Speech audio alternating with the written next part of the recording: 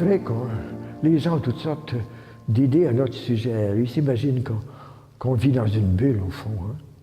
Mais ce qui n'est pas vrai. Et puis, comme si on ne savait rien, comme si on n'était pas au courant, comme si on ne s'intéressait pas à ce que les gens vivent, à ce qui se vit d'ailleurs dans le monde, pas juste dans notre Québec ou notre Amérique du Nord, mais on sait ce qui se passe en Syrie, par exemple, on sait ce qui se passe dans tout le Moyen-Orient, on sait ce qui se passe en Afrique, on sait ce qui se passe en Chine, Corée du Nord, par exemple. Bon, alors on a accès aux médias.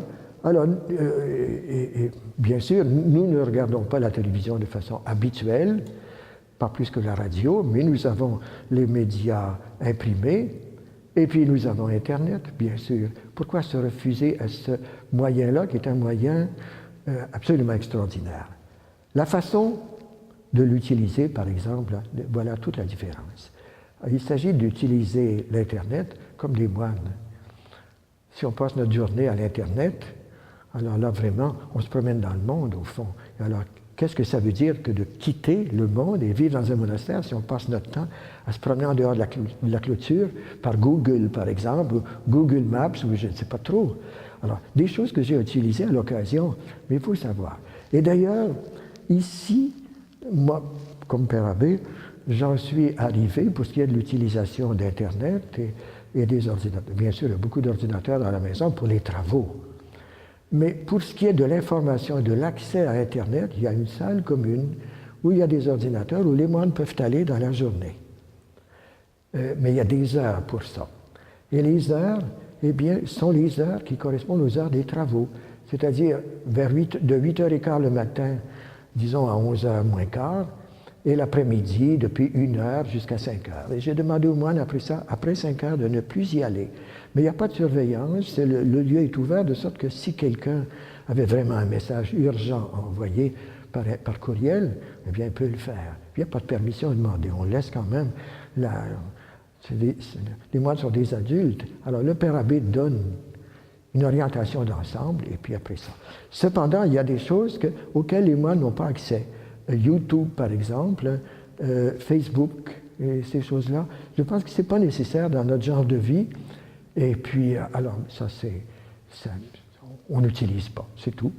Alors, mais c'est sûr que pour un jeune qui entre, il y a un sacrifice, parce que moi, je vois quelquefois quand je vais à l'extérieur, dans le métro, par exemple, tout le monde est branché de quelque façon.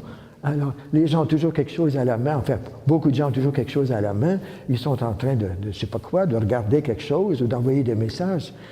Alors, évidemment, ça, la voie étroite dans la vie monastique postule qu'on fasse certains sacrifices. Et ça, un sacrifice. Je peux comprendre qu'un jeune homme qui est habitué à être toujours sur son ordinateur, mais d'ailleurs, toujours sur son ordinateur, j'entends, alors il va falloir qu'il apprenne, qu'il consente à faire ce sacrifice et à utiliser autrement. Mais je vois à utiliser de façon plus restreinte, disons, c'est ça, plus restreinte. Alors, mais nos jeunes moines acceptent volontiers ici dans la maison, et puis ça marche très bien, et puis ils sont capables, évidemment. Puis quand le Père Abbé a des problèmes avec son propre ordinateur, eh bien c'est aux jeunes qu'on recourt. Alors c'est eux autres qui viennent nous dépanner, parce qu'à mon âge, vous comprenez. Mais c'est ça. Là, il faut savoir s'adapter.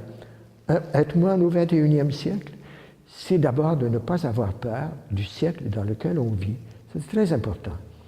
C'est pas parce qu'on est séparé qu'on n'aime pas. Et c'est pas parce qu'on est séparé qu'on ne s'intéresse pas. C'est pas notre rôle. Notre rôle, c'est d'être des priants au cœur de la société et d'être des gens qui montrent la direction verticale. Et un monastère aussi, les monastères, sont des signes de continuité dans une société qui change constamment. Alors, les monastères restent. C'est sûr que certains monastères individuels peuvent disparaître. On n'a qu'à regarder l'Europe. Toute la carte d'Europe, c'est plein de monastères où il n'y a plus de moines. Mais il y a des monastères où il y a encore des moines. L'institution monastique va rester. Ça, j'en suis absolument convaincu. C'est un besoin de l'homme. Et c'est un besoin qui rejoint les hommes d'aujourd'hui, du XXIe siècle, et puis dans la société. On n'a qu'à voir ici tous les gens qui viennent. Les curieux, des fois, qui nous aperçoivent, puis détournent le regard, parce qu'avec cet habit très spécial, qui peut faire Moyen-Âge, si vous voulez, mais il reste que ça les saisit, ils sont plus habitués d'en voir dans la rue, mais d'autres sont fascinés, ne comprennent pas, nous regardent, puis souvent des questions, êtes-vous marié? Toutes sortes de questions qui pour nous sont des questions résolues. Notre vocation, elle est très claire, très précise, notre charisme est très identifié, mais pour eux, c'est flou, tout à fait flou. Mais non, notre vocation n'est pas floue. Notre vocation est très précise, puis notre vocation n'est pas une contestation de la société. Notre vocation est d'être signe de réalités autres, des réalités tellement riches, tellement profondes, qu'il vaut la peine de tout quitter pour vivre ces réalités-là et, comme dit saint Paul, chercher les choses d'en haut.